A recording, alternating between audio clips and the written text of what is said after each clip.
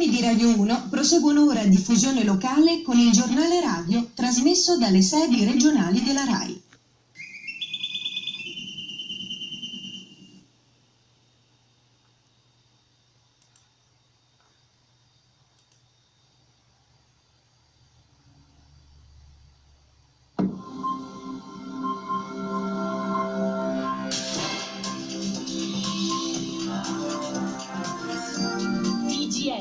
Giornale radio del Veneto.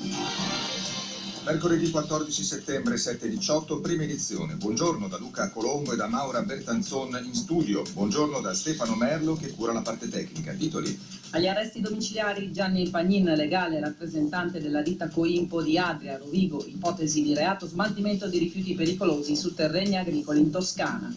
Pagnin è anche fra gli 8 imputati di omicidio colposo per la morte di 4 persone alla Coimpo di Adria per le esalazioni di acido solforico versato in una vasca piena di fanghi. Il processo comincia il 2 novembre.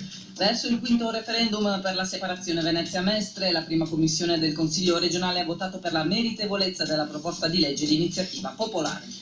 Le trincee sottomarine del Mose si insabbiano e le paratoie non si allineano perfettamente sul fondo. Fallisce nuovamente la prova di funzionamento in reimmersione.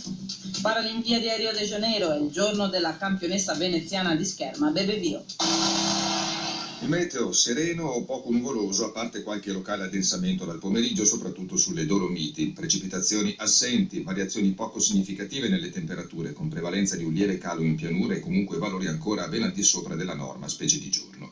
Sulle zone montane venti in genere deboli di direzione variabile, su quelle pianeggianti fino a metà giornata deboli di direzione variabile ancora e poi da deboli a localmente moderati dai quadranti orientali. Fino a metà giornata mare quasi calmo, tendente a divenire poi poco mosso. Il traffico è regolare in autostrada, comunica la Polizia Stradale del Veneto.